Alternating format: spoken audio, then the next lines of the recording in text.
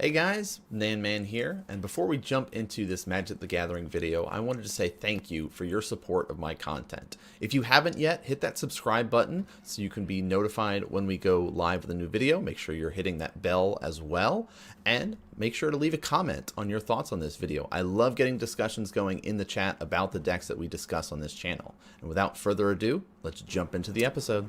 What's up, YouTube? That's right, this week we're talking all about our mono red Prowess deck. Now, if you guys are familiar with mono red style of decks, or in particular the Prowess decks, if you've been playing Modern, it should seem familiar because it did crop up around the time of Arc-Light Phoenix, when there was that kind of blue-red version that most people were familiar with, and then there was also the mono-red version. Now, this version of Prowess has gone through some changes. It's stripped away Arc-Light Phoenix, and it's gone kind of more speed, more power. The other lists, you could kind of have those big burst turns, where this is just kind of all burst all the time. Now, we're going to talk a little bit about the list today. We're going to talk about kind of why the cards are in the list and how they kind of synergize and work well together. And, you know, just kind of discuss kind of how the modern meta is shaping up in 2020. If you guys, you know, like the stuff, let me know what you think about the deck, because I love getting those discussions going in the chat with you. So without further ado, let's talk about the creatures here. So I've got Monastery Swiftspear up on the board because that is kind of our number one, right? We look at it and we're like, okay, this is like the epitome of a Prowess creature that most people think about, right? And for those that don't remember, Prowess is that mechanic that whenever you cast a non-creature spell, this creature gets +1/+1. Now, Swiftspear has haste, so you can kind of swing in that turn one. It's the only turn one creature that they have in their list that does have haste, but makes it very relevant later in the game if that first couple turns are the setup turns for them, where maybe they don't have a Swiftspear, maybe they have their other Prowess 1-drop, which is our Soul Scar Mage, that they can kind of get in there and do more damage. So the only other benefit that Soul Scar Mage has is that when you're dealing damage to creatures with some of your burn spells like Lava Dart, Lightning Bolt, things like that, it will be able to do it in the form of -1 counters to creatures. So it kind of helps you out to be able to kind of burst through if you need to switch gears, or you're playing against a like infect list or something like that. You have this kind of ability to kind of deal with creatures.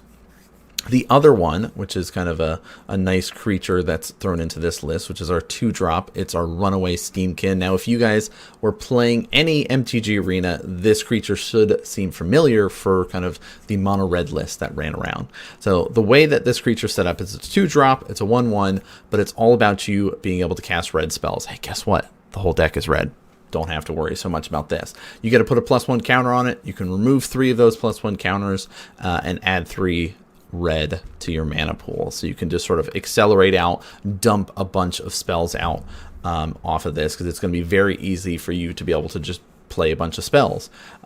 It does cap the number of +1 counters too, so you don't have to worry too much about that, but it becomes a 4/4, right? It's very easy for it to become a 4/4 in that regard, and that can be a lot of damage. The other creature that is in this list, so let's say goodbye Steamkin, hello Reveler. So a way to kind of recur and kind of come back if something happens, you're playing against a deck that's got a good amount of removal, and they get in there and they can take your creatures out. The other Prowess creature that's in here is Bedlam Reveler, and he costs 1 less to be able to cast. So you see there, you're like, 8 costs? Why are you running an 8 cost in this list? It's because he's never really 8 costs, right? You're going to be playing all these spells. He's going to get reduced his cost, and then you can cast him much cheaper. And when he enters the battlefield, you discard your hand, draw 3 cards. And if you've been dumping all these spells at your opponent this whole time, then you won't have to worry as much, because he'll be free and you'll have less cards in your hand, and it's easy to just kind of refill, have more burn spells to finish them off. Also has Prowess, so there is that to think about.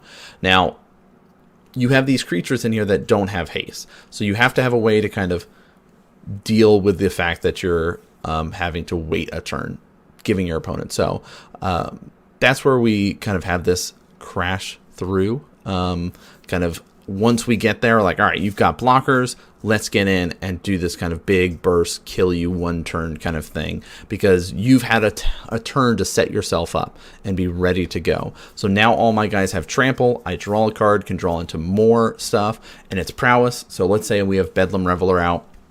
Sweet, already he's going to be swinging in for 4 damage. Let's say that I drew some other spells off it, and it's easy that he's going to get up to 5, 6, 7 damage that I'm swinging in for. And that's just with one creature, right? That's the power of the prowess, is that you just kind of stack on all this incremental damage and just burst them down in this one couple of turns. It's a very, very fast list that can be able to do huge swings of damage in those first 2, 3 turns. You know, Modern up to this point is considered, right, that turn 4 format, but we're seeing these super fast decks exist that, you know, Wizards tried to do stuff to slow things down, hasn't worked, right? Mono Red Prowess is a great way to go. You can think about like Amulet Titan is a great way. In fact, these decks that exist where you're like, okay, here's turn 2, I can kill you, all right? Turn 3, the game's over, right? Like, you have this ability to be able to kind of go through and just explode. So ways that you can go about it, some kind of card advantage besides Crash Through, which is just 1 red and gives your guys trample, which is nice.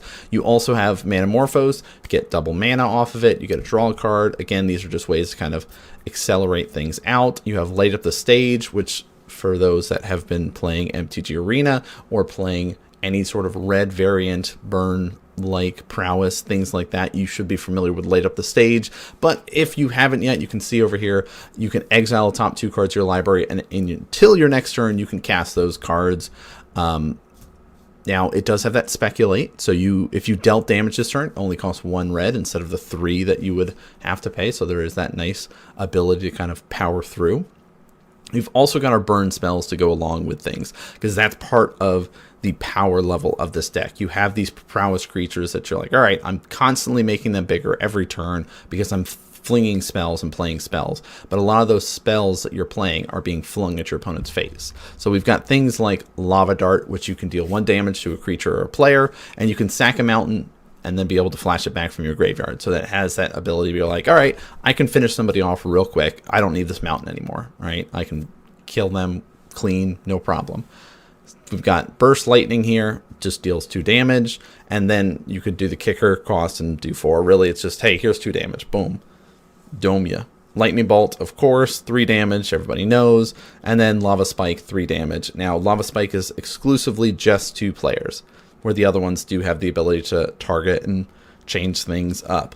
It's only running 18 lands, doesn't need very many, and you can see kind of the lands that it is running is the ability to kind of those horizon lands, if you will, so you can be able to sack them and draw cards, 13 mountains, pretty clean, straightforward. Even the sideboard here is like, okay, there's going to be the ability that I need to gain life. Even in the mirror matchup, if I have a Dragon's Claw and you don't, you're going to have a really bad time. And it's not going to work out very well for you. Bone Crusher Giant is in here also because people have run things like Skull Crack in the past, where it basically 3 damage and it prevents them from gaining life. So now you have Bone Crusher Giant that can do that for the 2 damage, can't gain any life, and you can't prevent your damage this turn, kind of thing. So it basically takes on the other aspect. Instead of people gaining life, I don't care about that. I just am preventing you from stopping the 2 damage. And then I have a 4/3 body next turn, essentially. So it's that nice kind of, I need more threats on the board, because 15 is a decent amount. But if you're playing against a removal heavy deck, it could be very tough, and you're just going to have to rely on your burn spells. So bringing something like this in the board makes a lot of sense. Blood Moon is in here, just kind of shutting off non-basics, surgical, anger. So you have that kind of nice wide variety. Here's against like the lovely graveyard-based strategies that exist that you just want to exile them so they don't come back later. Same thing with surgical. You can kind of mess with things, strip things out of people's lists. But really, if you're looking for a quick burst style deck, this is a good one to go, and it's easy enough to learn. It's one of those decks that's easy to learn, hard to master, which a lot of decks are in Modern, which is nice because it's like, it might appear straightforward. Oh, I just played this prowess creature and I just dome you in the face with this spell and then turn him sideways. But there's a lot more nuances on when to do certain spells and when to be casting your Crash Through or your Manamorphose and Light Up the Stage, and when do I need to get rid of my counters off of my Runaway Steamkin to kind of get the maximum amount of damage in and, you know, really set yourself up. But if you're looking for quick decks, this is the one to go for. Now you have ways to kind of interact with their creatures. That helps you a lot.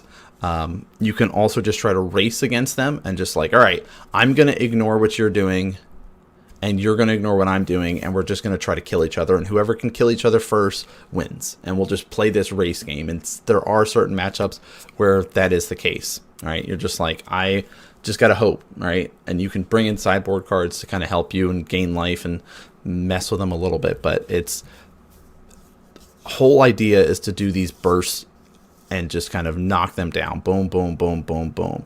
So the whole modern meta is kind of shifting back into this, right?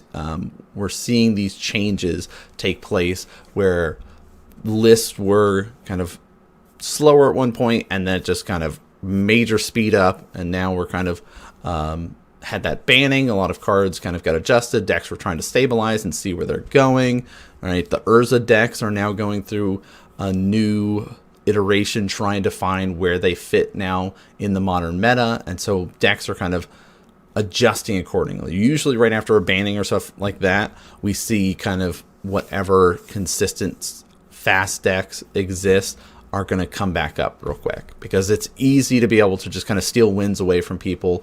And like, hey, if you're trying to play fair magic, you're trying to play Jund, stuff like that, you're going to have a bad time. So it's definitely a good deck to play in Modern, and a good deck to learn if you're trying to get into Modern, because some of these cards are standard cards, right? Runaway Steamkin, Light Up the Stage, things like that. So as decks go, because Modern is more expensive, it's an easy gateway to get into Modern. So I hope you guys are liking this list and this sort of video. Let me know what you think about the Prowess list. Did you like this version? Did you like the one with Arclight Phoenix? Are you guys still saying, you know what, I've moved on from Modern, I've moved into Pioneer, this is what I'm playing in Pioneer? You know, let me know what you guys think about what's going on currently in Modern overall and Magic overall. But that's going to do it for this video, guys. Thanks so much for tuning in and watching, and I'll see you guys next game.